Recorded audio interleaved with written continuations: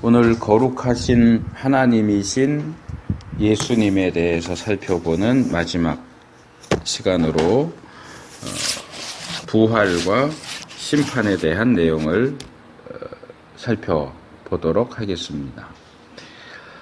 부활에 대해서는 사도행전에 3개의 구절이 나옵니다. 이 3개의 구절은 다 기본적으로 이 시편 16편 10절 말씀과 연결되는 내용들입니다.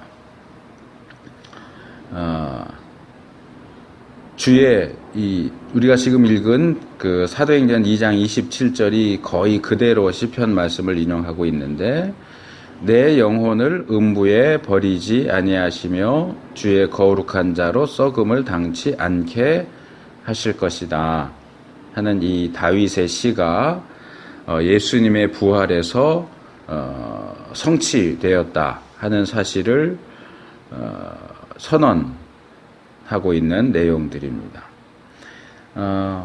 이 사도행전 2장 27절 말씀은 오순절 성령 강림 사건 직후에 베드로가 설교하는 내용 중에 예수님의 부활을 언급하는 내용입니다. 그리고 사도행전 13장 35절 그러므로 또 다른 편에 일러스되 주의 거룩한 자로 썩음을 당하지 않게 하시리라 하셨느니라 하는 이 말씀은 바울이 1차 전도 여행 중에 비시디아 안디옥에 있는 회당에 들어가서 말씀을 나누는 가운데 동일한 예수님의 부활이라고 하는 주제를 언급한 내용입니다. 이 두 개의 구절은 동일하게 다윗이 쓴 시편 16편 10절 말씀을 인용하고 있습니다. 그래서 이 사도행전 내용을 살펴보기 전에 이 시편 내용을 먼저 살펴볼 필요가 있죠.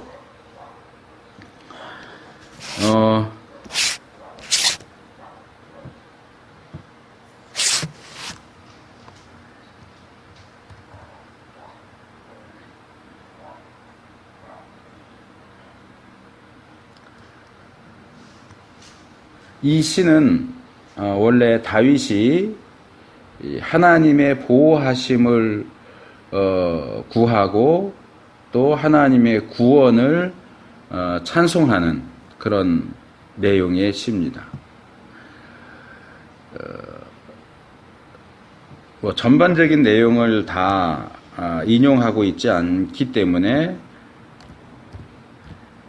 그 부분을 우리가 다 살펴볼 필요는 없을 것이고, 이 시편 16편 가운데 10절만 좀 살펴본다고 하면, 사도행전 13장 35절은 시편 16편 10절의 하반절만 인용을 하고 있고, 2장 27절은 이 10절 전체를 다 인용하고 있습니다. 그러니까 베드로는 이 시편 16편 10절을 다 인용하고 있고, 바울은 그 중에서 절반만 인용을 하고 있는 거죠. 그것은 아마도 바울이 보기에 예수님의 부활에 대한 근거 구절로 제시할 때에 이 시편 16편 10절을 전체 다 제시하기보다는 이 하반절만 제시하는 것이 더 적절하다라고 생각했기 때문인 것 같습니다. 왜냐하면 이 시편 16편을 쭉 읽고 그리고 그 가운데 나오는 이 10절을 보면, 여기 상반절에 나오는 이는 내 영혼을 음부에 버리지 아니하시며 라고 할 때 이 내 영혼, 나가 누구냐? 라고 할 때 다윗을 가리키는 겁니다. 여기 영혼이 음부에 내려간다 또는 영혼을 음부에 버린다 하는 얘기는, 구약에서 이 사람이 죽으면 그의 영혼이 이제 이 음부는 우리 성경에 음부로도 돼 있고 무덤이라고도 돼 있고 또는 그냥 음력해서 스올로 번역되기도 하지만 다 같은 이 스올이라고 하는 히브리 단어를 번역한 겁니다. 그래서 예를 들어서 요셉이 죽었다 하는 소식을 전해 들은 야곱이 형제들이 그 아들들이 아무리 위로를 해도 위로를 받지 않으면서 내가 슬퍼하며 음부에 내려가 아들에게로 가겠다. 이런 얘기를 창세기 37장 35절에서 이야기를 합니다. 그래서 이 음부라고 하는 것은 가장 기본적으로는 죽은 사람이 가는 곳. 우리식으로 하면 저승이죠. 저승. 죽은 자들의 세계. 그게 꼭 천국이냐 지옥이냐 하는 것은 구약의 초기에는 그렇게 분명하게 나눠지지 않고 이제 구약의 후기로 넘어가면서 그리고 신약으로 넘어오면서 죽은 자들의 세계가 심판받는 자들이 가는 지옥과 하나님의 백성들이 가는 하나님 나라 이렇게 나누어서 생각이 되기 시작했지만 구약 초기에는 그냥 스올 그러면 죽은 자들이 가는 세계입니다. 그러니까 내 영혼을 음부에 버리지 않으신다 하는 것은 내가 죽어서 나의 영혼이 죽은 자들의 세계로 가도록 하지 않으신다. 뭐 간단하게 말하면 내가 지금 굉장히 위험하고 어려운 상황에 처해 있는데 이것 때문에 이 상황 속에서 내가 죽도록 내버려 두지 않으시고 그런 말이에요.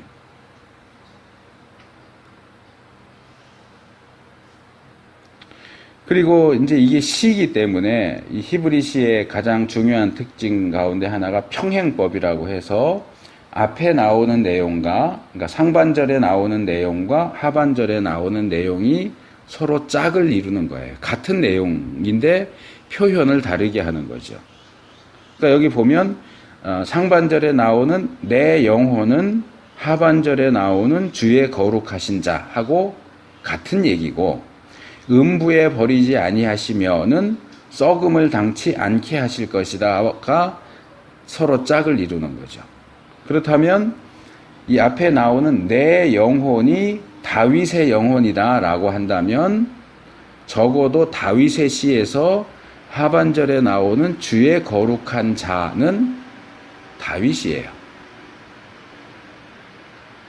그래서 상반절에서는 내가 죽어서 나의 영혼이 죽은 자들의 세계로 가지 않게 하실 것이다. 그 다음에 내가 다윗 자신이 하나님께 속한 거룩한 자이기 때문에 죽어서 내 시체가 육체가 앞에서는 영혼을 얘기했고 여기서 이제 시체를 얘기한 육체를 얘기하죠. 내 육체가 무덤에 묻혀서 썩도록 하지 않으신다.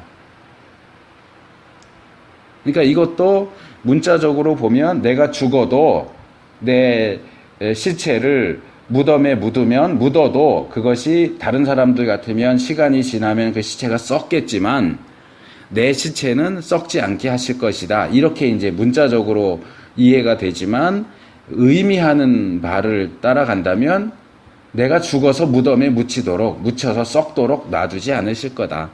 상반절하고 같은 얘기죠. 내가 굉장히 위험한 상황에 있지만 하나님이 나를 구원해 주실 것이다. 내가 죽도록 내버려 두지 않으실 것이다. 하는 것이 원래 시편 16편 10절이 이야기하는 내용이죠. 그러니까 사실은 하나님이 나를 구원해 주실 거다. 내가 하나님 너무너무 지금 위험한 상황에 있는데 하나님이 나를 보호해 주시고 나를 구원해 주실 것을 믿고 하나님께로 피합니다. 하나님 나를 구원해 주세요. 하나님이 나를 구원해 주실 줄로 믿습니다. 나를 구원해 주실 하나님을 찬양합니다. 이게 시편 16편 얘기거든요. 내용이거든요. 그러니까 거기서 이제 이 10절은 자신에 대한 하나님의 구원을 보호와 구원을 비유적으로 표현한 거죠. 비유적으로. 내 영혼을 음부에 버리지 않으실 것이다. 주의 거룩한 자의 시체가 썩지 않도록 하실 것이다.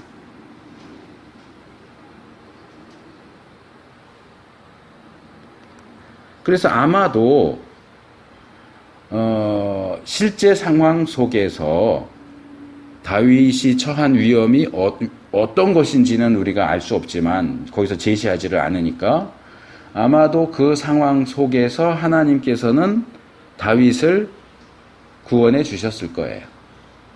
그때 죽었으면 그 이후에 다윗이 이런저런 일들을 하고 또 시를 쓰고 하는 그런 일들이 더 이상 계속될 수 없었을 테니까.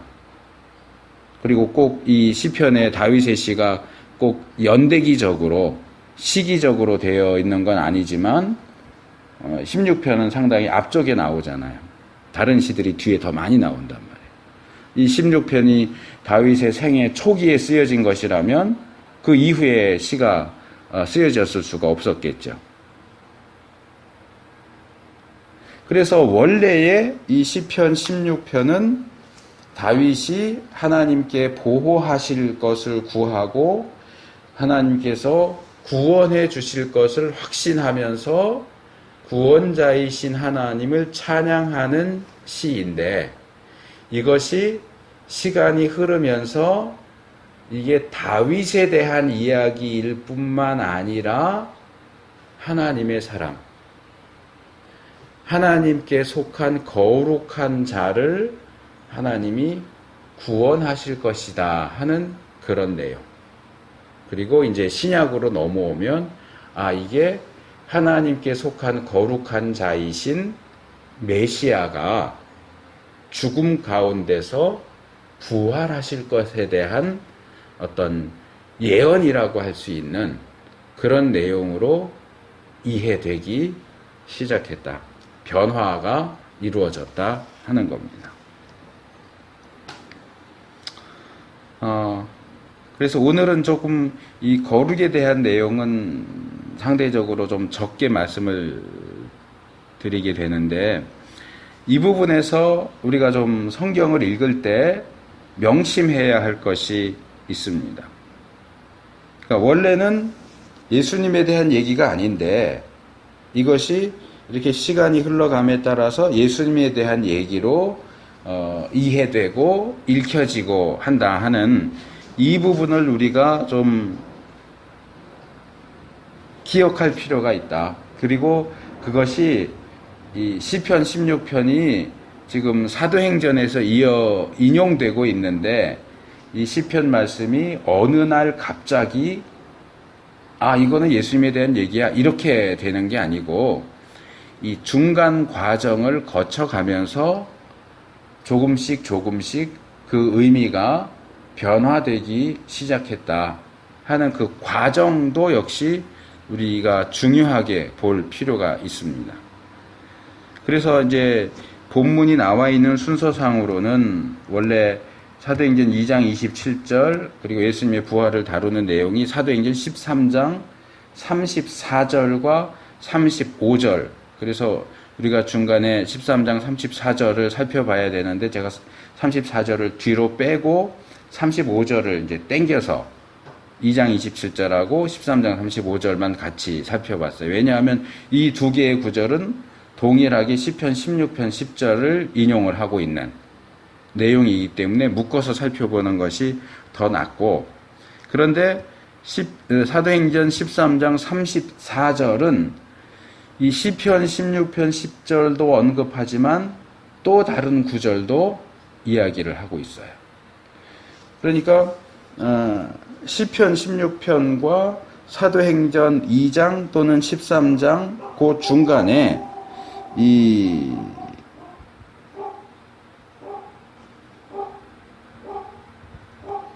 여기 나오는 사도행전 13장 34절이 인용하고 있는 이 구절은 이사야 55장 3절 말씀이에요. 그러니까 시편 16편과 이사야 55장을 거쳐서 사도행전 2장 또는 13장 이렇게 세 단계가 되는 거예요. 첫 번째 단계 1단계에서는 다윗이 자신에 대해서 이야기한 내용이고, 2단계 가면 이제 살펴보겠지만 이게 조금 더 폭넓게 다수의 사람들, 다수의 하나님의 사람들에 대한 이야기로 확대되고, 사도행전으로 오면 3단계로 오면 그것이 드디어 예수님의 부활에 대한 내용으로 읽히기 시작했다. 이런 식으로 과정을 거치면서 의미가 새롭게 부여되는데 많은 대부분의 성도들이 또 많은 목사님들이 심지어는 신학을 연구하는 학자들조차도 구약의 어떤 구절을 이야기하면서 이게 신약에 나오는 예수님과 연결된다, 예수님과 관련된 내용이다, 예수님을 가리키는 것이다 라고 하면 그 구약에서 그냥 무조건 마치 계단이 이렇게 10개, 20개 있는데 계단을 하나씩 이렇게 하나, 둘, 셋, 넷, 다섯 이렇게 올라가는 게 아니고 첫 번째 계단에서 갑자기 10번째 계단으로 훌쩍 뛰어 넘어가요. 구약에서 갑자기 신약으로 확 뛰어 넘어와요. 그런 어떤 습관을 가지고 있는데 성경을 그렇게 읽는 것은 문제가 있습니다. 좋지 않습니다. 또는 위험하다고 말할 수 있습니다. 그래서 우리가 그런 내용들을 살펴볼 때는 이 중간 과정, 그러니까 이 시편 16편을 읽을 때는 단번에 사도행전 3장이나 13절로 건너뛰지 말고 그 중간 단계라고 할 수 있는 이사야 55장으로 일단 한번 오고 그 다음에 사도행전으로 넘어가는 방식으로 그렇게 성경을 읽는 것이 중요하고 필요한 일이다. 왜냐하면 그게 하나님께서 우리에게 하나님의 뜻을 계시하신 방법이고 방식이기 때문에 그렇습니다. 그것은 이제 신학에서는 점진적 계시라고 해요. 점진적 계시. 조금 더 이해하기 쉬운 예를 들어서 말하자면 이런 거죠. 창세기 3장 15절이 하나님이 이 여자의 후손에 대해서 우리 구원자에 대해서 처음 얘기하신 내용이에요. 신약의 입장에서 보면 이제 신학에서는 그것을 원시복음 그렇게 불러요. 가장 원시적인 형태로 주어진 복음이에요. 여자의 후손과 뱀의 후손이 원수가 될 것이고 뱀의 후손은 여자의 후손의 발 뒤꿈치를 상하게 할 것이고 여자의 후손이 뱀의 머리를 상하게 할 것이다. 자, 이거 누구에 대한 얘기죠? 예수님에 대한 얘기입니다. 그런데 창세기 3장 15절에서 여자의 후손이 뱀의 후손과 이렇게 될 것이다. 그런데 그 여자의 후손은 바로 예수다. 이렇게 얘기하지 않아요. 아무리 창세기를 눈을 뒤집고 살펴봐도 그 여자의 후손이 예수님이라는 거 안 나와요. 그냥 여자의 후손이라고 나와요. 조금 이렇게 지나가면 아담의 세 아들인 가인과 아벨, 그 다음에 셋 가운데서 결국 아벨, 그리고 아벨을 대신한 셋의 후손이 그 여자의 후손일 것이다 하고 정체가 조금 더 밝혀져요. 스무고개 하듯이.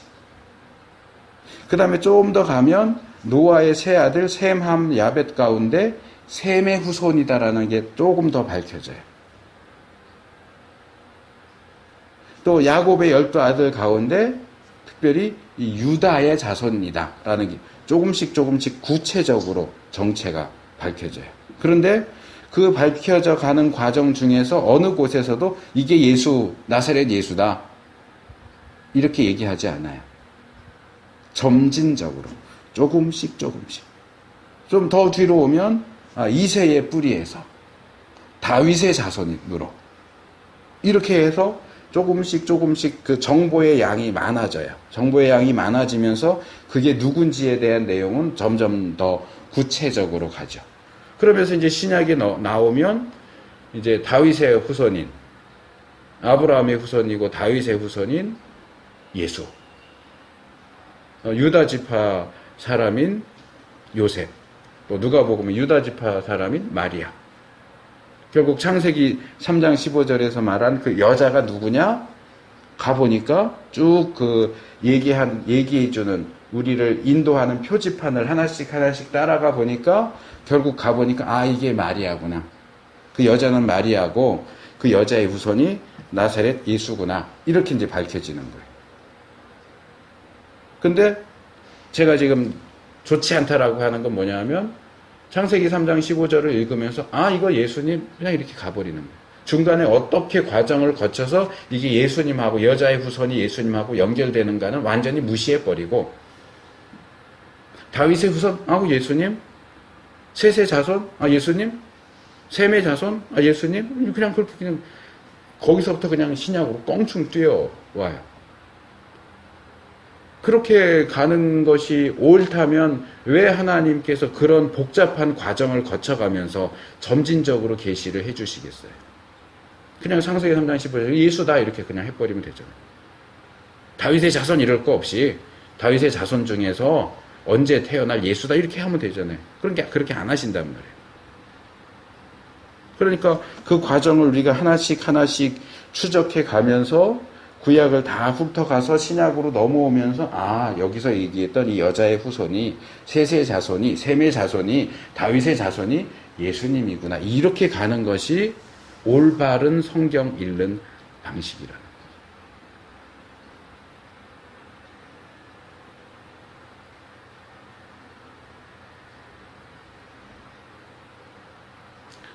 왜 그렇게 읽는 것이 위험하냐라고 할 때, 우리가 실수를 할 수가 있고요. 그리고 잘못 읽을 수가 있어요. 그러니까 내 생각에 그게 맞는 것 같아. 그러면은 읽는데 그렇게 읽는데 이건 뭐야 이렇게 얘기하는데 성경을 자세히 살펴보면 그게 아닐 수도 있어요. 그러면 우리가 성경을 내 마음대로 해석하고 내가 보고 싶은 대로 보게 되는 거죠. 그건 정말 위험한 일입니다. 성경이 말하는 대로 읽어야 돼요. 그러기 위해서는 원인 그리고 결과, 여자의 후손, 예수 그리스도 이렇게만 볼 게 아니고 그 과정도 같이 봐줘야 돼요. 과정.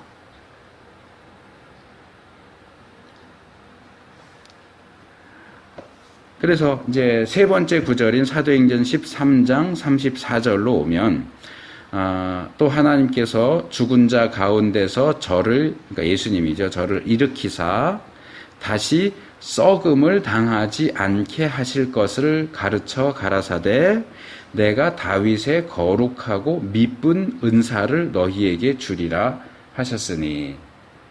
근데 이렇게 하셨으니 그러면서 아까 우리가 살펴본 35절로 넘어가는 거죠. 그러므로 또 다른 편에 일러스되 주의 거룩한 자로 썩음을 당하지 않게 하시리라 하셨느니라. 그러니까 바울이 비시디아 안디옥 회당에 들어가서 예수님을 전해요. 예수님이 이런 분인데 사람들이 예수님을 미워하고 그래서 죽게 만들었다. 하지만 그 예수님이 다시 부활하셨다. 하나님께서 그를 죽은 자 가운데서 다시 일으키셨다. 그것은 이미 구약에 예언된 그의 그 시신이 썩음을 당하지 않게 할 것이다 라고 하는 말씀의 성취다. 그래서 그런 예수님의 부활을 이미 이야기하면서 다윗의 거룩하고 미쁜 은사를 너희에게 주리라고 말씀하시지 않았느냐. 요게 이제 이사야 55장 3절 말씀을 역시 부분적으로 인용한 것이고, 그러니까 이사야 선지자도 예수님의 부활을 예언했고, 그리고 다윗의 시편에도 예수님의 부활에 대해서 이야기했는데, 그게 시편 16편에서 주의 거룩한 자로 썩음을 당하지 않게 하시리라 이렇게 하지 않았느냐. 그러니까 예수님의 부활을 이사야 55장 3절과 시편 16편 10절을 가지고 근거 구절로 삼아서 이게 구약에 예언된 내용의 성취다 이렇게 얘기를 하고 있는 거예요.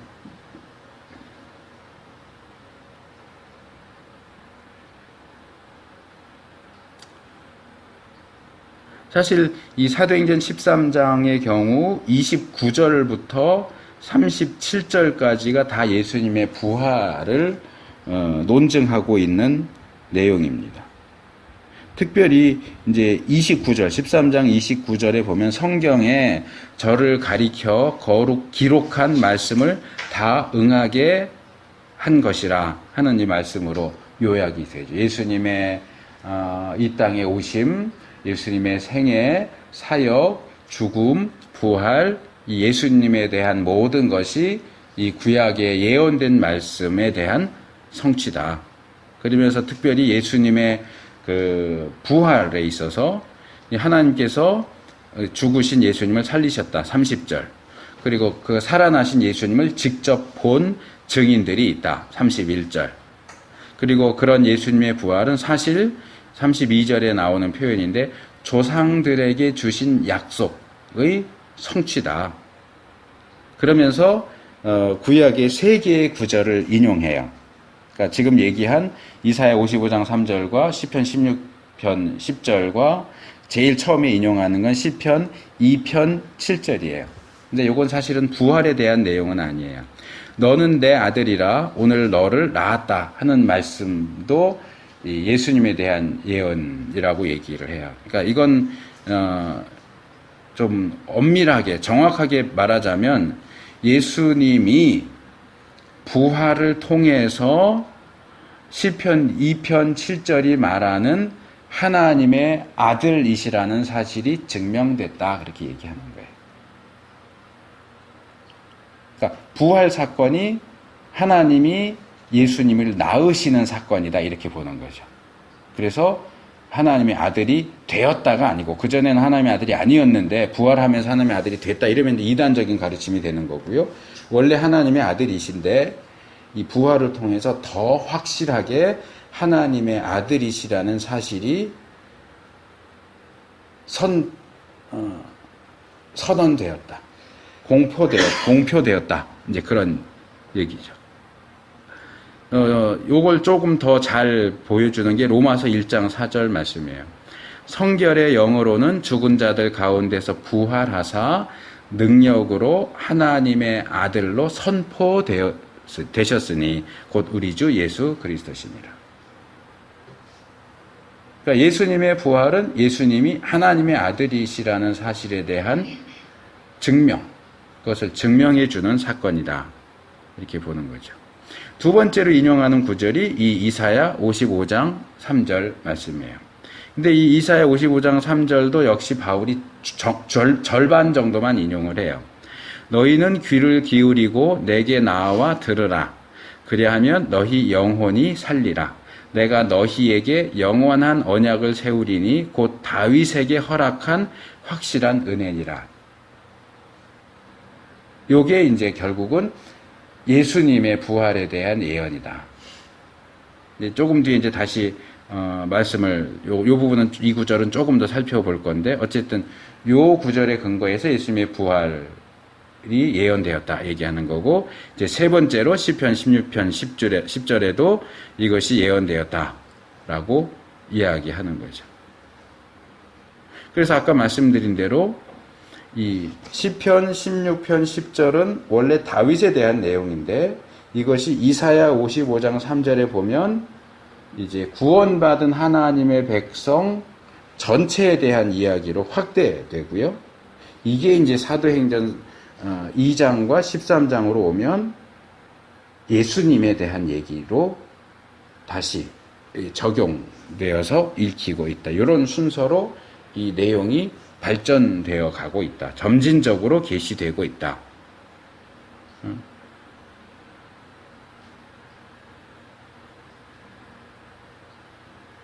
그래서 이 이사야 55장 3절을 보면 이제 제가 3절만 읽어드렸지만 이제 이것도 역시 시편 16편처럼 이 앞뒤 문맥을 좀 살펴보면 이 이사야 55장 3절이 뭘 얘기하는가 하는 것을 좀 더 명확하게 보게 되죠.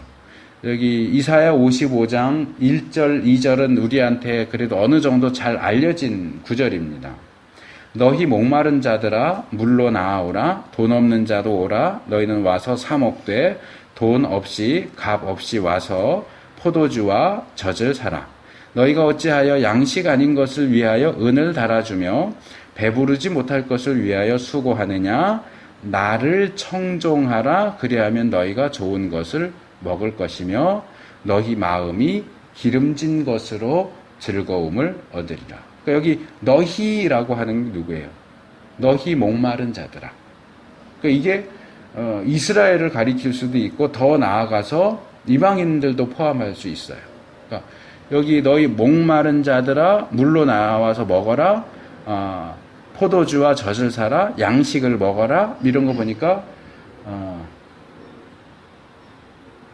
예수님이 수고하고 갑자기 단어가 구절이 안 떠오르는 수고하고 무거운 짐진 자들아 다 내게로 오라 이렇게 하신 것처럼 여기서 지금 하나님께서 이사야 선지자를 통해서 너희 목마르고 배고픈 자들아 나한테 와라 말씀하시는 거예요.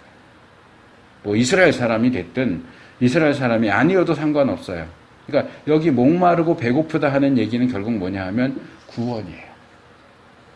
구원 받고자 하는 자는 나한테 와라. 구원 받는 데는 값이 필요 없다.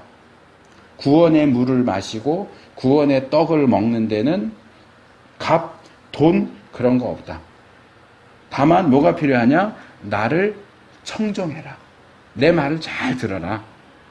그러면 너희가 좋은 것을 먹게 될 것이고 너희 마음도 기름진 것으로 즐겁게 될 것이다. 그러면서 이제 우리가 지금 본문으로 삼은 3절로 넘어오는 거죠.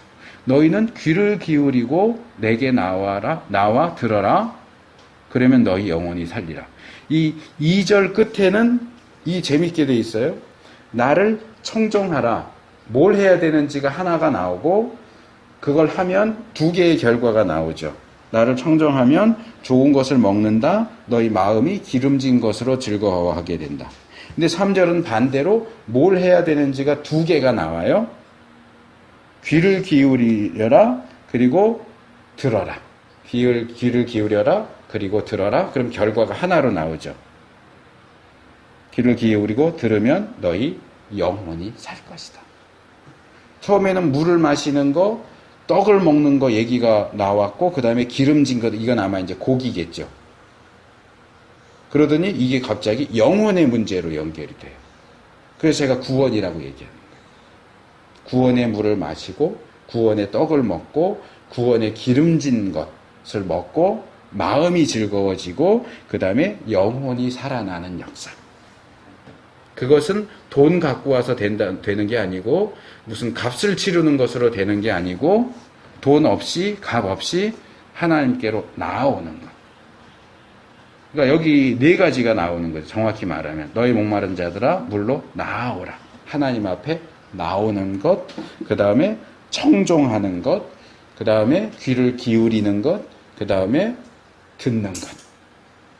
이건 여러 가지로 표현이 됐지만 신약적으로 말하면 한 가지 믿어라 말이에요.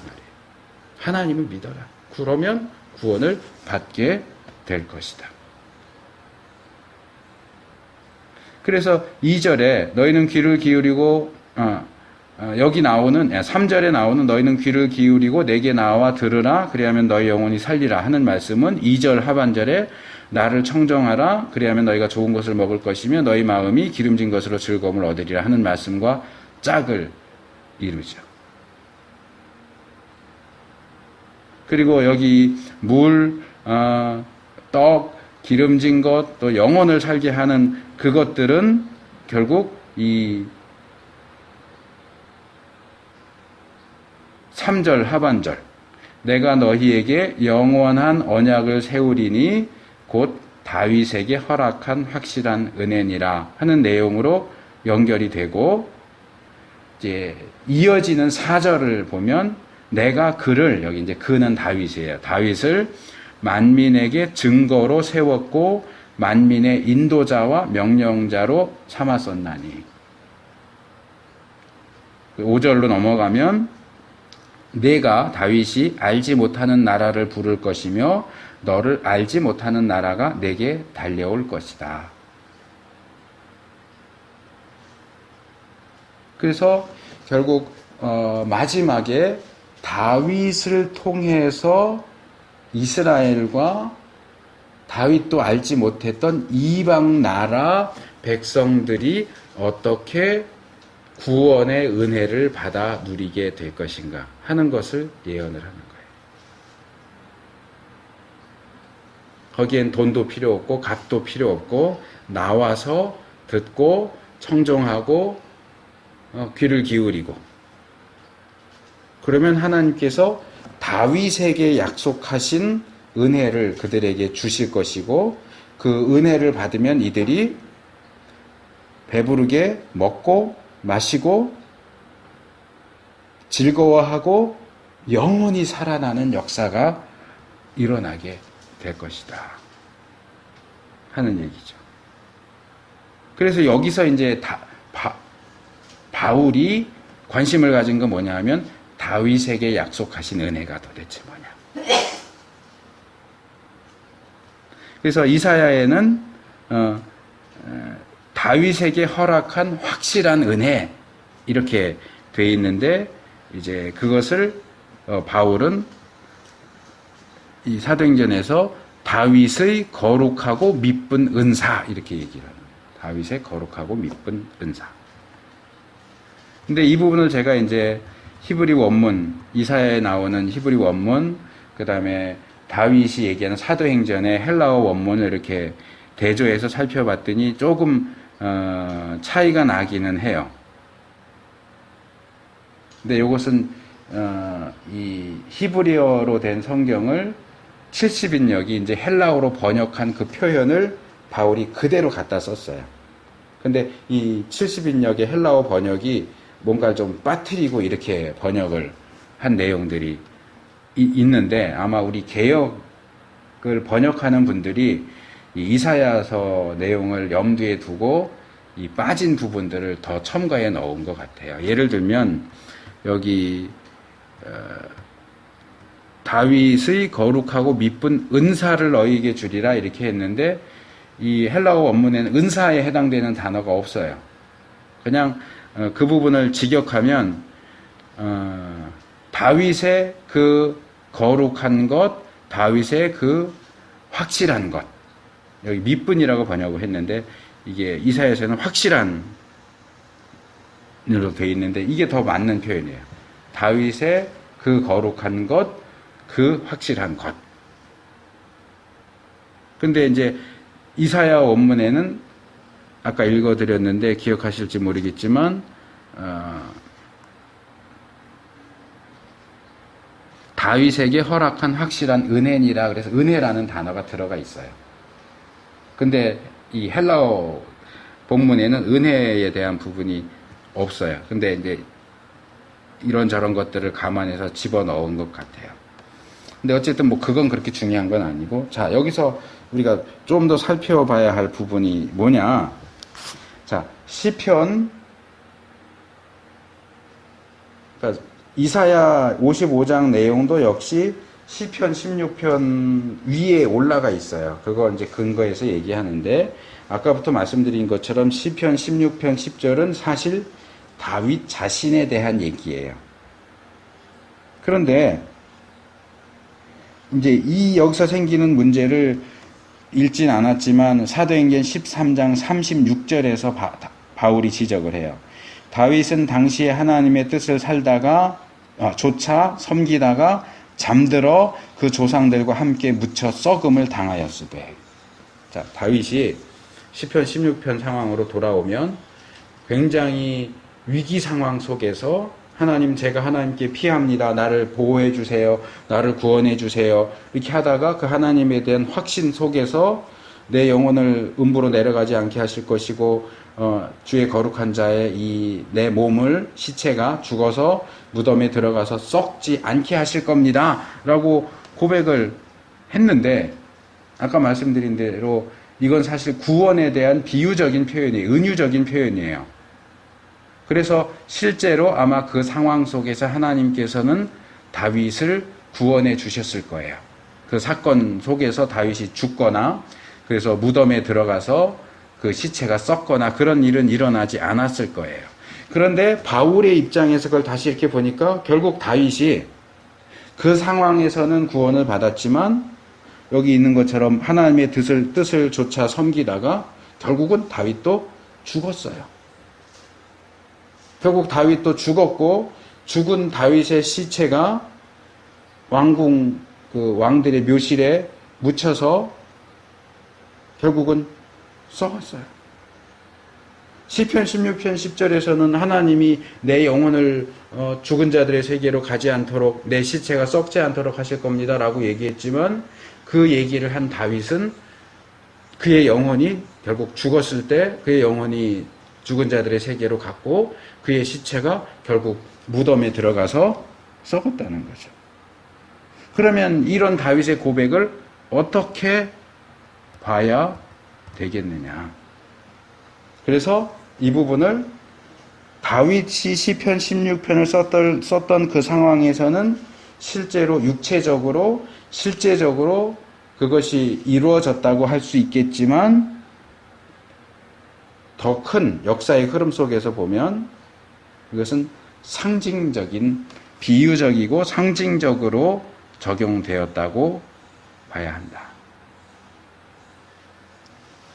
그래서 이 말씀은 결국 1차적으로는 다윗에게 적용이 되어야 하기는 하겠지만 그냥 비유적으로 구원 이렇게 적용을 해야 할 것이고 그러나 다윗이 비유적으로 사용했던 그 표현이 실제로 문자적으로 성취가 된 케이스가 있다. 정말 죽었는데 그 시체가 썩지 않고 다시 살아난 케이스가 있다. 그게 누구냐? 바로 나사렛 예수다. 그래서 사도행전 13장 37절을 보면 하나님이 살리신 이는 썩음을 당하지 아니하였나니. 그래서 다윗은 죽었고 그의 시체가 썩었지만 하나님께서는 그 다윗의 그 고백, 그의 표현의 기초에서 예수 그리스도를 살리셔서 그의 육체가 썩지 않게 하셨다. 그래서 시편에서는 그 이야기가 그냥 다윗에게만 적용이 되지만 구약과 신약 전체 역사에서 보면 그 얘기는 사실은 다윗이 그 자기가 한 고백이 예수님에 대한 이야기가 될 것이다라는 사실을 알았는지 몰랐는지 그건 우리가 알 수가 없어요. 제가 볼 때는 몰랐을 가능성이 많다고 생각이 들어요. 그렇지만 최종적으로 하나님께서 다윗의 그 고백을 예수님에게 적용되는 내용으로 사용하신 것이고 베드로나 바울은 성령님의 인도하심을 받아서 다윗의 고백인 시편 16편 10절이 원래는 다윗 자신에 대한 이야기였지만 그것이 예수님에게 적용되는 예언적인 내용을 담고 있었다라고 하는 사실을 발견한 거죠. 거기에 이제 이사야 55장 3절 말씀도 한몫한 거죠. 사실 이사야 55장 3절에서 말하는 다윗에게 허락한 확실한 은혜라고 하는 것은 사무엘하 7장에 나오는 다윗 언약이에요. 너의 나라가 계속될 것이다. 너희 후손이 계속 왕이 될 것이다. 뭐 이런 내용인데 거기서도 그 이사야 자신도 이 내용을 어떤 다윗 언약보다는 구원에 대한 약속으로 확대시켜서 본 거고 그러니까 목마른 자들, 배고픈 자는 이스라엘이든 아니든 관계없이 하나님 앞에 나와서 귀를 기울여서 듣고 청정하면 먹고 마시고 즐거워하고 영원히 구원받을 것이다. 그게 뭐냐? 바로 내가 다윗에게 허락한 확실한 은혜다. 그래서 다윗 언약이 구원에 대한 약속으로 확대되고 이게 이제 사도행전으로 오면서 특별히 13장 34절에서 예수님의 부활에 대한 약속. 그러면서 이사야 55장 3절을 시편 16편 10절하고 연결하는 거죠. 다윗이 하나님 내가 지금 위험한 상황 속에서 하나님께 피합니다. 나를 구원해 주세요. 나 살려주세요. 내가 죽어서 내 영혼이 죽은 자들의 세계로 가지 않게 해주세요. 내 시체가 무덤에 묻혀서 썩지 않게 해주세요. 거기에 대해서 하나님이 그래 이렇게 약속하거나 답변해 주시진 않았지만 결국 그것은 다윗의 요청은 하나님의 약속이 된 거예요. 그래 해서 그 상황에서 하나님이 다윗이 죽지 않도록 해주셨는데 이사야 선지자는 그 말씀을 다윗에 대한 하나님의 약속으로 보는 거죠. 하나님의 백성이 죽을 자리에 처했는데 그들을 구원해 주신다. 마찬가지로 목말라 죽겠는 사람, 배고파 죽겠는 사람, 하나님 앞에 나와라. 그럼 하나님이 다윗에게 하신 것처럼 너희도 살려주실 것이다. 너희를 구원해 주실 것이다. 그것을 바울은 다시 끌어다가 그것이 누구보다도 우선적으로 예수님에게서 이루어졌다.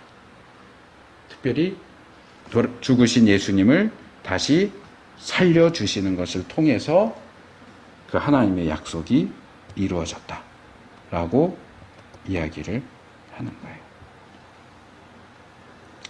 자, 좀 어렵고 딱딱한 내용들을 쭉 얘기를 했는데 좀 정리를 하면서 좀 우리가 이런 사실들을 통해서 얻을 수 있는 교훈이 무엇일까 좀 말씀을 드리겠습니다. 자, 다윗은 계속 반복되지만 어려운 내용이라고 생각하기 때문에 제가 계속 반복을 해요. 다윗은 원래 자기의 구원에 대한 내용을 기록하고 고백했습니다. 그리고 아마도 하나님께서는 그를 그런 상황 속에서 구원해 주셨을 겁니다. 그런데 하나님께서는 뭐라고 그럴까? 다윗이 하나님께 기도하면서 썼던 그 표현들이 마음에 드셨나 봐요. 내 영혼을 음부에 버리지 않으시고 내 육체, 주의 거룩한 자의 시체가 썩음을 당치 않게 하실 것이다 라고 했던 이 다윗의 표현이 하나님의 마음에 들었나 봐요. 그래서 이거 내가 말하자면 써먹어야지 이렇게 기억하셔서 하시고 계시다가 이사야를 통해서 일단 요 1단계에 있던 내용을 2단계로 이렇게 끌어올리세요. 그 다음에 베드로, 특별히 바울을 통해서 그것을 3단계로 끌어올리세요. 그러면서 다윗은 상징적인 의미에서 내 영혼을 음부에 버리지 않으시고 주의 거룩한 자가 썩음을 당치 않게 하실 거다라고 사실 상징적으로 얘기했는데 하나님께서 그것을 실제적으로 이루세요. 예수 그리스도, 예수님에게서 실제로 이루셔서 예수님을 다시 살아나게 만드세요. 그래서 여기서 이제 예수님이 이 주의 거룩한 자가 원래는 다윗을 가리키는 거지만 여기 오면 이 주의 거룩한 자는 예수님이죠. 예수님에게 이제 적용이 되는데 예수님이 거룩한 자로 불리신다 하는 얘기는 우리가 지난주에도 많이 다뤘기 때문에 그냥 넘어가겠습니다.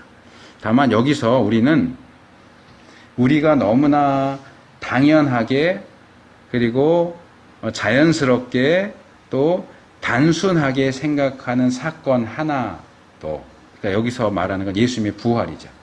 예수님의 부활. 우리 예수님의 부활에 대해서 깊게 생각하지 않아요. 예수님 십자가에 달려서 죽으셨고 무덤에 사흘 동안 계시다가 사흘 만에 다시 살아나셨다. 그냥 죽으셨고 부활하셨다. 이렇게만 생각을 하지만 이 예수님의 부활과 관련된 내용이 성경에 많이 나오는데 그 중에서도 지금 우리가 한 부분, 한 조각만 살펴본 거예요. 그런데 이 예수님의 부활에 대한 내용도 하나님이 시편 16편 10절에서 이사야 55장 3절로 해서 사도행전 2장 27절 그리고 13장 34절 35절 이 구절들 이렇게 정말 오랜 시간에 걸쳐서 복잡한 그 과정을 거쳐서 예수님의 이 부활이 처음부터 하나님의 계획 속에 있었다. 그리고 그것이 하나님의 계획 속에서 하나도 어긋남이 없이 정확하게 성취되고 있다. 그것을 보여주고 있어요. 그런 우리는 단순하게 생각하는 사건 하나까지도 하나님이 얼마나 용의주도하게 준비하시고 행하시는가 하는 것을 여기서 볼 수 있어야 돼요. 그리고 이것을 좀 더 확대시켜서 적용한다면 원리적인 측면에서 이렇게 말할 수 있어요. 모든 것은 하나님의 손 안에 있어요. 하나님이 계획하시지 않은 일은 일어나지 않아요. 하나님의 뜻이 아닌 것은 이 땅에서 벌어지지 않아요. 그런 일은 이 땅에서 벌어지지 않아요. 어떤 것 하나도 하나님의 손에서 벗어날 수 없어요. 아주 세세한 것 하나하나까지도 하나님께서는 예수님 말씀하신 것처럼 참새 한 마리가 땅에 떨어지는 것도 하나님이 허락하시지 않으면 그런 일이 일어나지 않아요. 하나님은 우리의 머리카락이 몇 개인지도 다 알고 계세요. 아침에 머리 감을 때 몇 개가 빠져서 지금은 몇 개야. 하나님이 할 일 없이 그런 거 하고 계시냐 이럴 수 있지만 하나님이 세지 않아도 다 알아요. 우리의 모든 것을 아세요. 그것을 극단적으로 표현해서 그렇게 말한 거예요. 머리카락 개수도 하나님이 아신다. 그러면 이제 이것을 우리 자신에게 적용을 시켜봐요. 우리 자신도 우리의 인생도 다 하나님의 손 안에 있어요. 내 삶 속에서 일어나는 어떤 일 하나도 그냥 일어나는 법이 없어요. 다 하나님의 뜻이 있고 계획이 있어서 우리를 그리로 이끄세요. 물론 우리는 또 우리의 자유의지대로 일로 갈까 절로 갈까 우리가 선택하지만 그것마저도 다 하나님의 손 안에 있어요.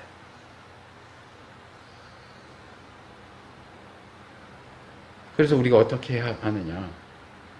그 하나님을 알아야 되고 그 하나님을 믿어야 되고 그 하나님에 대한 신뢰 속에서 믿음으로 한 걸음 한 걸음 나가야 되는 거예요.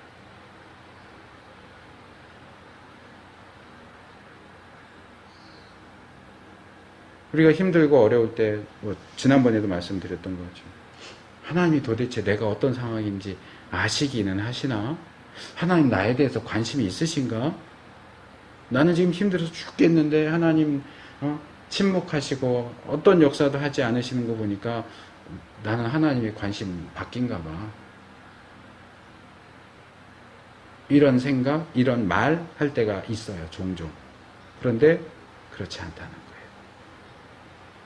거예요. 예수님의 부활에 대한 이 시편과 이사야와 사도행전의 내용들을 조금 딱딱하고 어렵지만 이렇게 쭉 살펴보면서 물론 여기서 이제 더 신학적인 부분들을 나갈 수 있지만 거기까지 갈 필요는 없고요. 여기까지도 우리가 좀 어려운 내용들을 다뤘으니까 이것을 적용적인 측면에서 본다면 이런 예수님의 부활에 대해서도 이렇게 꼼꼼하게 이렇게 용의주도하게 철저하게 다루시는 하나님이 우리는 그렇게 다루시지 않겠느냐는 거죠. 그래서 그 믿음을 가져야 돼요.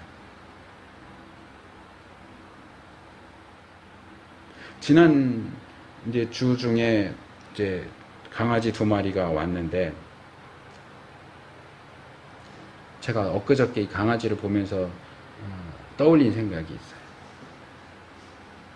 이제 문을 열어주고 이제 나가거나 이러면 얘들이 막 달려와요. 달려와서 뭐 발가락도 막 물고 달려들고 이래요. 그리고 조금 시간이 지나면 이제 또 놀아요. 또 계속 달라붙어 있는 게 아니고 처음에 막 이제 보면 막 달라붙어서 놀다가 이제 계속 있으면 이제는 뭐 딴 거 갖고 이렇게 놀다가 그래요. 근데 제가 그걸 보면서 뭘 떠올렸느냐 하면 제가 대학 다니던 시절에 읽었던 그 가정교육에 대한 책의 내용이 떠올랐어요. 자녀와 부모, 특별히 엄마, 아직 어린 아이들과 엄마의 관계가 그래요. 그러니까 아이들에게 있어서 엄마는 그들의 마음을 편안하게 해주고 안전하다라는 느낌을 들게 해주는 그 표현이 지금 워낙 오래돼서 기억이 안 나는데 무슨 탱크라고 그랬는데 사랑 탱크예요. 그러니까 아이들이 막 이렇게 놀다가도 엄마를 갑자기 찾아요. 엄마 보고 싶어. 이렇게 엄마를 찾아서 엄마가 있으면 엄마한테 가서 이제 말하자면 소모된 사랑을 충전해요. 이렇게 충전해서 엄마 옆에 이렇게 한동안 있다가 이게 충전이 되면 또 떨어져 나와서 막 이렇게 놀아요. 그러다가 이게 또 이 배터리가 떨어지면 또 엄마한테 가서 또 충전하고 이렇게 와요. 그러니까 엄마는 그 존재 자체로서 자녀들에게 힘을 주고 안심하고 이렇게 좀 떨어져 나와도 안심하고 놀 수 있는 그런 근거가 되는 거죠. 근데 엄마가 근처에 있으면 아이들이 불안해하지 않고 막 놀아요. 왜? 자기가 이제 이게 사랑이 방전되면 엄마한테 또 가서 채우면 되니까. 그런데 엄마가 그 근처에 없으면 채울 수가 없잖아요. 그럼 이제 우는 거예요. 엄마가 뭐 직장 가서 안 보인다 그러면 엄마 보고 싶어. 뭐 잘 놀다가도 이게 이제 방전됐는데 충전시켜야 되는데 충전시킬 방법이 없으니까 우는 거예요. 엄마 보고 싶어. 그래서 자기 주변에 엄마가 있는 아이와 엄마가 없는 아이는 이게 행동하고 하는 그게 똑같지 않아요. 엄마가 뒤에 버티고 있는 애들은 당당해요. 자신만만해요. 여기 이렇게 좀 떨어져 나와서 다른 애들하고 놀면서도 당당해요.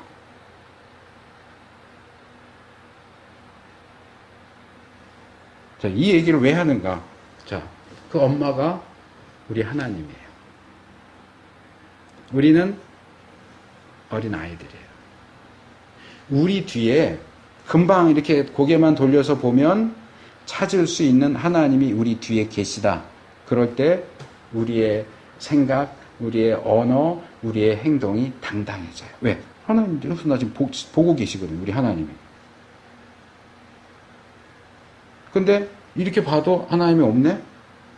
그럼 불안해지기 시작하는 거예요. 당당함 갖기 힘들어요. 그리고 조금 힘든 일 생기면 이제 울고 발바둥 치고 그래도 찾아오지 않으면 하나님 나한테 관심이 없구나. 하나님 나 사랑하지 않아. 이렇게 되는 거죠. 근데 엄마는 눈에 보이지만 하나님 눈에 안 보이잖아요. 그리고 성경이 우리에게 가르치는 것은 우리가 눈으로 볼 수 없을지라도 우리는 하나님의 시야, 하나님이 보시는 시야 안에 들어가 있다. 우리는 하나님의 손 안에 있다. 이걸 믿는 사람은 당당해질 수 있어요. 안심할 수 있어요. 누가 와서 날 해치면 어떡할까? 아니, 하나님이 바로 내 뒤에 계시는데? 하나님한테 달려가면 얼마든지 누구도 나를 해칠 수가 없고 누구도 나를 괴롭힐 수 없는데 뭐 그거 걱정해요? 힘든 일 있으면 그냥 하나님한테 가면 되는 거예요. 여기서 믿음이 필요한 거예요. 하나님이 나를 보고 계시는구나. 하나님이 나를 보호하고 계시구나. 하나님이 늘 나와 함께 계시는구나. 하나님이 나에게 관심이 있으시구나. 하나님이 나를 사랑하시는구나. 이 믿음이 있으면 우리가 세상에 나가서도 당당하게 살 수 있는데 이게 없으면 불안한 거예요. 이 믿음을 가지시기를 축원합니다. 자, 이제 하나 더 이제 재림과 심판에 대한 내용 4개의 구절인데 조금 간략하게 살펴보도록 하겠습니다. 이제 요한계시록에 나오는 4개의 구절입니다. 제가 그 카톡 방에 보내드렸습니다. 4장 8절, 6장 10절, 15장 4절, 16장 5절. 근데 이제 이 부분은 사실 제가 이제 그냥 내용이 예수님 탄생, 뭐 인정, 뭐 이런 식으로 가다 보니까 부활, 심판 이렇게 이제 연결을 했는데 사실 이 4개의 구절은 예수님에 대한 내용일 수도 있지만 원론적으로 말하면 이건 하나님에 대한 내용이에요. 예수님도 포함해서 하나님에 대한 내용입니다. 천상의 모습을 제시하고 있는 계시록 4장 8절. 네 생물이 각각 6날개가 있고 그 안과 주위에 눈이 가득하더라. 그들이 밤낮 쉬지 않고 이르기를 거룩하다 거룩하다 거룩하다 주 하나님 곧 전능하신 이여 전에도 계셨고 이제도 계시고 장차 오실 자라 하고.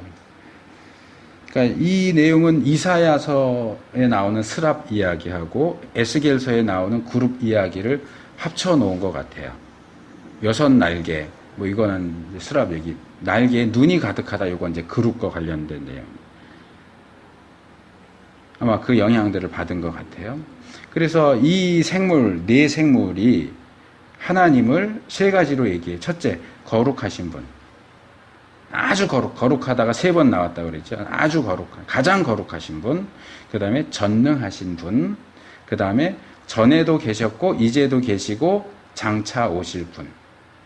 이 요한계시록 1장 4절에도 하나님을 그렇게 소개하고 있습니다. 그 1장 4절과 5절 보면 삼위일체 하나님이 나와요. 요한은 아시아에 있는 7교회에 편지하노니 첫째, 이제도 계시고 전에도 계시고 장차 오실 이와 둘째, 그 보좌 앞에 7 영과 셋째, 또 충성된 증인으로 죽은 자들 가운데서 먼저 나시고 땅의 임금들의 머리가 되신 예수 그리스도로 말미암아. 그러니까 첫 번째는 성부 하나님, 두 번째는 성령 하나님, 세 번째는 성자 예수님. 이렇게 삼위일체 하나님의 이름으로 너희에게 평강이, 은혜와 평강이 있기를 원하노라. 이렇게 이제 편지를 하면서 전에도 계셨고 이제도 계시고 장차 오실 분을 이제 성부 하나님에 대한 소개로 써요. 그래서 이게 이제 1차적으로는 성부 하나님에 대한 표현이에요. 그런데 포괄적으로는 삼위일체 하나님에 대한 얘기고, 또 우리 기독교 신앙 안에서는 장차 오신다 그러면 사실 이 장차 오신다를 성부 하나님과 연결시키기보다는 예수님의 재림 이렇게 연결시킬 수 있는데, 지금 자세히 보면 이 세 가지, 과거, 현재, 미래죠. 전에도 계셨고 이제도 계시고 장차 계실 분, 장차 오실 분은 사실 성부 하나님을 가리키는 것이긴 한데, 그래서 이 재림과 심판, 장차 오셔서 뭘 하실까요? 그 중에 하나가 이제 심판이죠. 그래서 성부 하나님과 성자 예수님 모두에게 연결되는 내용으로 볼 수 있고요. 계시록 6장 10절, 큰 소리로 불러 가로되 거룩하고 참되신 대주제여 땅에 거하는 자들을 심판하여 우리 피를 신원하여 주지 아니하시기를 어느 때까지 하시리까 하니, 이렇게 되어 있어요. 그러니까 이건 뭐냐 하면 바로 앞에 나오는 6장 9절을 보면 하나님의 말씀과 저희의 가진 증거를 인하여 죽임을 당한 영혼들이 하나님을 향해서 호소하는 내용. 그러니까 순교자들이죠. 믿음 때문에 순교한 자들이 하나님을 향해서 호소해요. 하나님은 거룩하신 분이고 참되신 진리이신 분이시고 대주제이신 온 세상을 통치하시는 분인데, 하나님 믿는 자들을 죽인 그 사람들, 땅에 있는 자들을 빨리빨리 좀 심판해서 우리가 흘린 피를 신원, 이 신원이라고 하는 건 복수예요. 복수, 보복.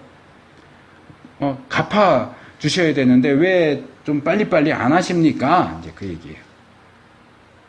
이제 거기에 대한 이제 이 6장 내용을 더 보면 기다려라. 하나님이 정하신 때에 하신다. 안 하시지는 않는다. 그러니까 기다려라. 이런 이제 내용이 나오는 건데, 여기 보면 이 순교자들의 영혼이 이 심판과 신원, 보복을 하나님의 거룩하심과 참되심, 진리이심, 그리고 대주제이심, 이게 이제 전능하심하고 연결될 수 있겠죠.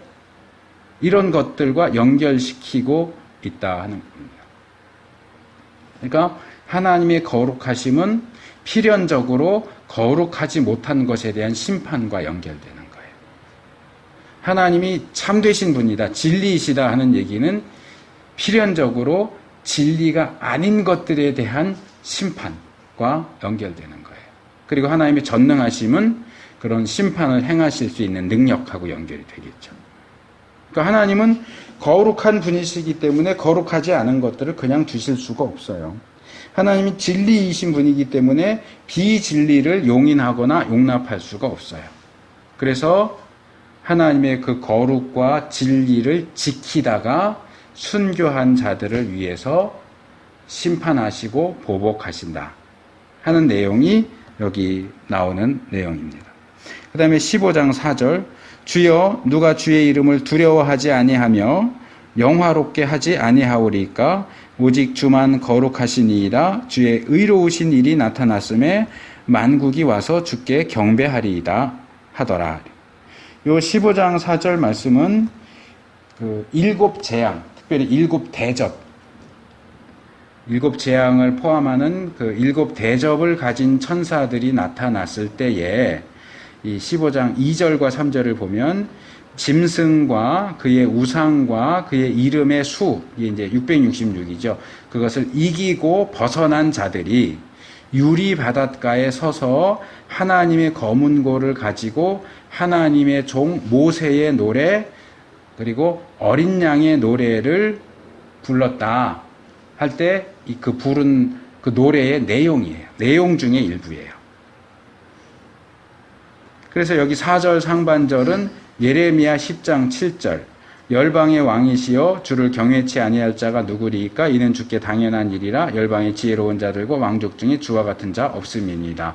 요것하고 연결이 되고요. 그래서 이런 그 반응, 하나님에 대한 반응을 이야기하면서 오직 주만 거룩하십니다. 주의 의로우신 일이 나타났습니다. 하는 두 가지 얘기를 하고 있어요. 그래서 여기서도 우리가 하나님의 거룩하심과 의로우심이 나타나는 것, 그것이 하나님에 대한 경배와 인정 이런 것들하고 연결된다. 근데 이제 이 부분의 전반적인 내용을 앞뒤 문맥을 보면 결국 이것도 뭐냐? 심판하고 연결되는 거예요. 하나님은 심판하는 행위를 통해서 하나님이 거룩하신 분이시고 의로우신 분이라는 사실을 드러내 보여요. 분명히 얘가 잘못한 아주 커다란 범죄를 저지른 죄인인데도 하나님이 괜찮아 그러고 넘어가면 뭐 하나님 뭐 저래? 저 죄는 벌 받아야 되는데 벌도 안 주고 이렇게 되잖아요. 그러니까 죄인에게 벌을 주고 심판하시는 걸 통해서 하나님 의로우신 분이구나. 하나님 공의로우신 분이구나. 죄를 용납하지 않으시는 분이구나. 하나님 확실히 대단하신 분이야. 의로운 분이야. 옳은 분이야. 거룩한 분이야. 하는 그런 인정을, 그런 찬송을 받게 하신다 하는 거죠. 마지막 계시록 16장 5절은 내가 들으니 물을 차지한 천사가 가로되 전에도 계셨고 시방도 계신, 그러니까 지금도 계신 거룩하신 이여 이렇게 심판하시니 의로우시도다. 여기도 거룩, 심판, 의 이게 같이 나오잖아요. 이 구절은 이제 앞에 15장 나왔고 여기 16장이잖아요. 16장 여기 4절은 1절부터 보면 첫 번째 대접을 쏟고 두 번째 대접을 쏟고 그 다음에 세 번째 대접을 쏟아요. 세 번째 대접을 쏟으니까 물이 피가 돼요. 이 모세가 행한 첫 번째 재앙이 그거잖아요. 그래서 세 번째 대접을 쏟으니까 물이 피로 변했을 때 물을 맡은 천사. 이제 우리 개역은 물을 맡았다 그랬지만 그 헬라어 원문을 보면 물의 천사, 그 물의 그 천사, 물의 천사가 이렇게 반응하는 거예요. 이렇게 이렇게 물을 피로 만드는 방식으로 심판하시는 것이 정당합니다. 옳습니다. 라고 얘기를 하는 거죠. 왜냐하면 이제 이어지는 내용을 보면 이 심판의 대상이 되는 저희가 성도들과 선지자들의 피를 흘렸으므로 저희로 피를 마시게 하신 것이 합당합니다. 이렇게 얘기하고 좀 더 가면 이건 조금 이상해 보일 수 있는데 제단, 그러니까 제물 드리는 제단이 말을 해요. 이게 아마 의인화된 표현이겠죠. 이 제단이 뭐라고 대답을 하냐면 그러하다 주 하나님 곧 전능하신 이시여 심판하시는 것이 참되시고 의로우시도다 이렇게 답변하는 내용이 나옵니다. 그러니까 천사와 이 제단의 대화는 역시 거룩하시고 전능하신 하나님께서 세상을 심판하시는 것은 의로운 일이다. 그래서 지금 여기 나오는 구절들이 다 지금 같은 걸 얘기해요. 하나님의 거룩과 의로우심은 심판으로 나타난다. 어떤 사람들은 이렇게 주장해요. 아니 하나님은 사랑의 하나님인데 사랑의 하나님이 사람들을 지옥에 보내신다는 게 그게 말이 돼? 하나님은 사랑이니까 어떤 사람도 지옥에 보내지 않으실 거야 라고 주장하는 사람들이 있어요. 아니요. 잘못된 주장입니다. 왜? 하나님은 사랑의 하나님이시지만 사랑의 하나님이시기만 한 게 아니라 그 하나님은 또한 거룩한 하나님이시고 의로우신 하나님.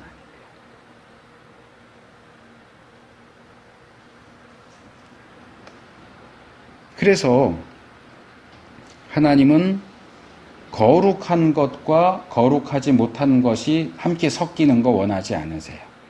의로운 것과 불의한 것들이 함께 섞이도록 하지 않으세요. 거룩하고 의로운 것은 하나님의 나라로, 부정하고 불의한 것은 지옥으로 보내십니다.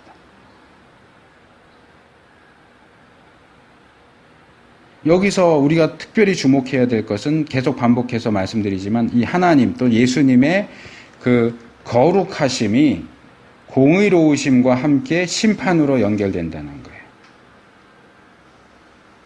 그래서 구원받은 우리들에게 있어서 거룩해야 한다, 의로워야 한다.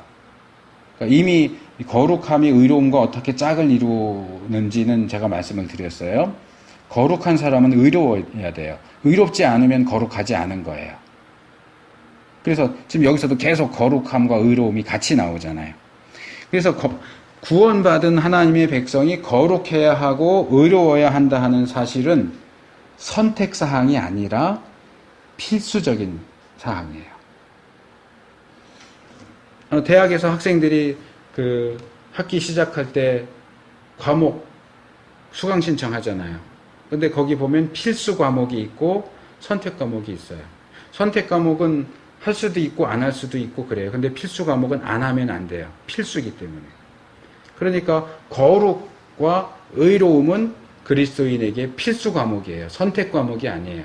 뭐 거룩하면 좋고 거룩 안 해도 상관없고 의로우면 좋지만 의롭지 않아도 괜찮고 아니요. 그렇지 않아요.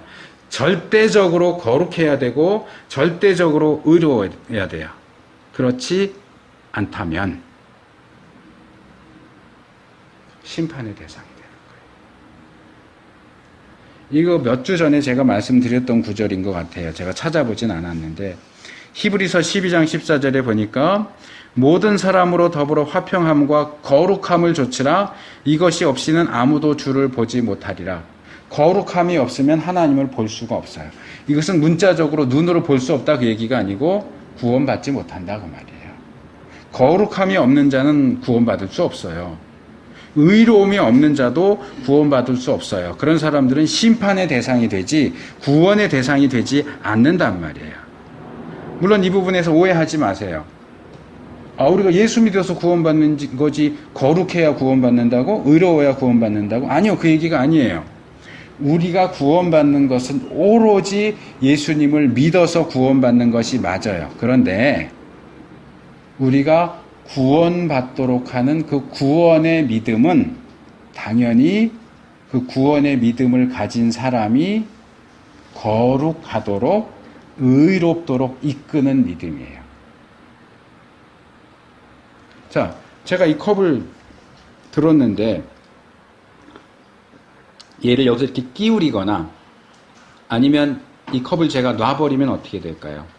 물이 쏟아지겠죠. 또 얘가 떨어져서 깨트려지겠죠. 제가 얘를 이렇게 붙잡고 있는 건 믿음이에요. 구원의 믿음이에요. 근데 구원의 믿음이 없어지면 얘는 떨어져서 깨지거나 불을 쏟거나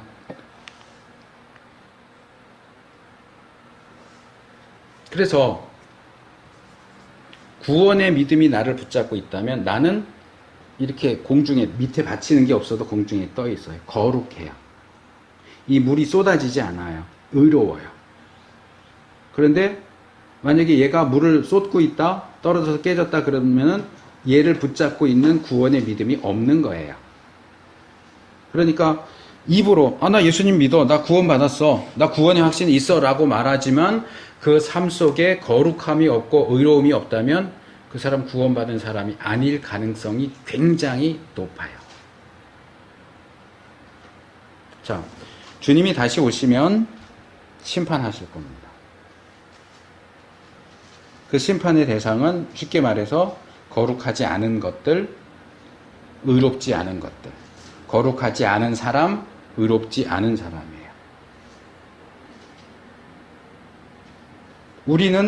우리가 예수님을 믿었기 때문에 우리는 그런 심판하고 상관없어 이렇게 생각할지 모르겠는데 마태복음 6장에 나와 있는 상황처럼 자, 우리는 예수님이 재림하죠. 우리는 예수님 열심히 믿었으니까 예수님이 우리 인정해 주시고 우리 이뻐해 주시겠지. 그리고 마음 턱 놓고 있는데 자, 이제부터 거룩하지 않은 자들, 의롭지 않은 자들 심판하겠다. 앞으로 나와. 그러면서 마음 턱 놓고 앉아있는 우리 야, 니들도 빨리 나와. 뭐해? 저 예수님 믿었는데, 아니, 너 거룩하지 않잖아. 너 의롭지 않았잖아. 네 땅에서의 삶이 너 거룩하고 의롭도 그렇지 않았잖아. 빨리 이쪽으로 나와. 심판받게.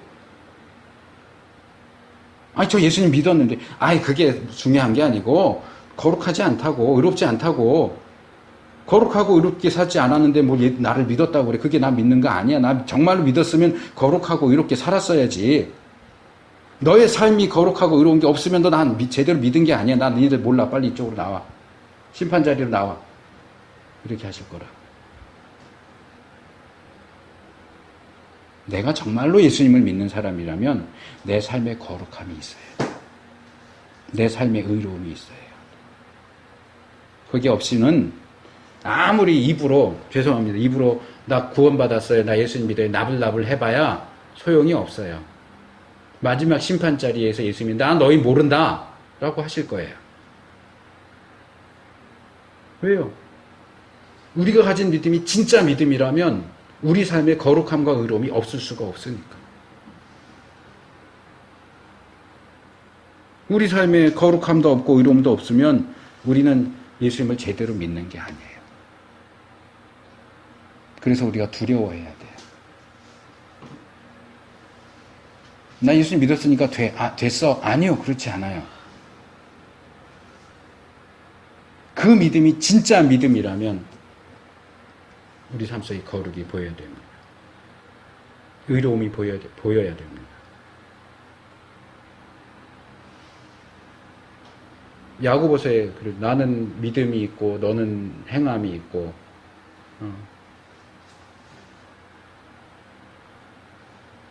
너는 네 믿음을 증명해 보여라. 나는 내 행함을 증명해 보여라. 이런 내용들이 나오잖아요.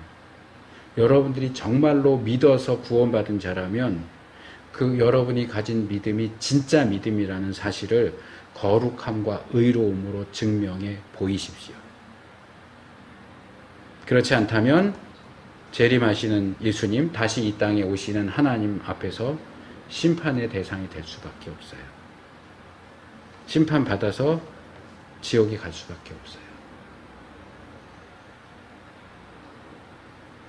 혹시나 해서 다시 말씀드립니다. 의로움과 거룩함으로 구원받는다는 얘기가 아니에요. 믿음으로 구원받아요. 근데 그 믿음은 거룩함과 의로움을 수반하는 믿음입니다. 거룩함과 의로움이 수반되지 않는 믿음은 가짜 믿음입니다. 우리를 구원할 수가 없는 믿음이에요. 가짜 믿음 가지고 안심하고 있으면 안 됩니다. 그게 진짜 믿음인 것은 오로지 거룩함과 의로움으로만 증명이 가능합니다. 참으로 믿는 자들, 참으로 거룩하게 의롭게 사는 우리들이 될 수 있기를 축원합니다.